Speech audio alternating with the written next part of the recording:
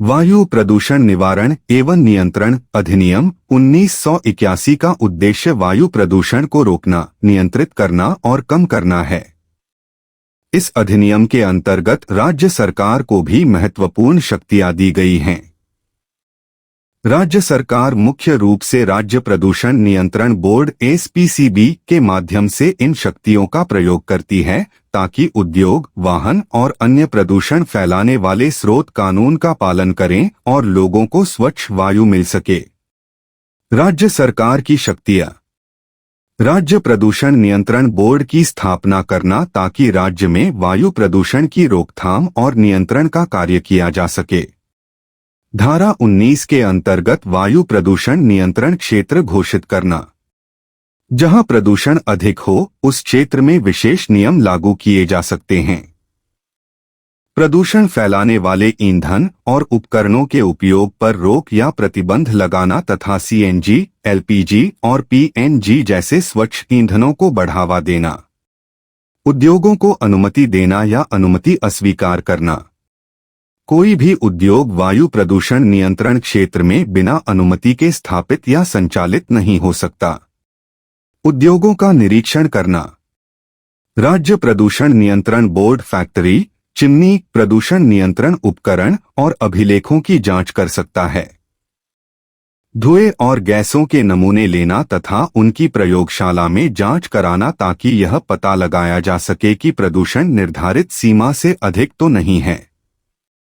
उद्योगों को आवश्यक निर्देश देना। यदि कोई उद्योग अधिक प्रदूषण फैलाता है तो उसे प्रदूषण नियंत्रण उपकरण लगाने, उत्सर्जन कम करने या आवश्यक सुधार करने का आदेश दिया जा सकता है। जनजागरूकता फैलाना। राज्य सरकार लोगों और उद्योगों को वायु प्रदूषण के दुष्प्रभावों तथा उसके समाधान के बारे में जागरूक कर सकती है। कानूनी कार्रवाई करना। यदि कोई उद्योग या व्यक्ति कानून का उल्लंघन करता है तो उसके विरुद्ध मुकदमा चलाया जा सकता है और उसे जुर्माना या कारावास हो सकता है। राज्य सरकार को सलाह देना। राज्य प्रदूषण नियंत्रण बोर्ड वायु प्रदूषण नियंत्रण से संबंधित नीतियों और योजनाओं पर राज्य सरकार को सलाह देता है। केस स्टडी एमसी मेहता बनाम भारत संघ, दिल्ली वाहन प्रदूषण मामला।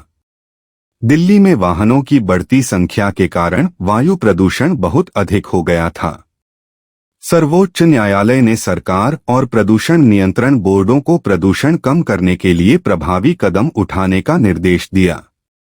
इसके बाद सार्वजनिक वाहनों में सीएनजी का उपयोग बढ़ाया गया, प्रदूषण जांच को अनिवार्य किया गया और अधिक धुआं छोड़ने वाले वाहनों पर कार्रवाई की गई।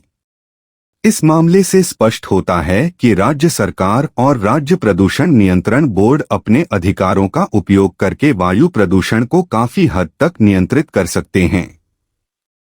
यह भी सीख मिलती है कि स्वच्छ हवा के लिए सरकार, उद्योग और नागरिक सभी का सहयोग आवश्यक है। निष्कर्ष: वायु प्रदूषण निवारण एवं नियंत्रण अधिनियम 1981 के अंतर्गत राज्य सरकार को व्यापक शक्तियां प्राप्त हैं। वह राज्य प्रदूषण नियंत्रण बोर्ड की स्थापना कर सकती है, वायु प्रदूषण नियंत्रण क्षेत्र घोषित कर सकती है, उद्योगों को नियंत्रित कर सकती है, निरीक्षण कर सकती है, नमूने ले सकती है, आवश्यक निर्देश जारी कर सकती है तथा कानून का उल्लंघन करने वालों के विरुद्ध कार्रवाई कर सकती है।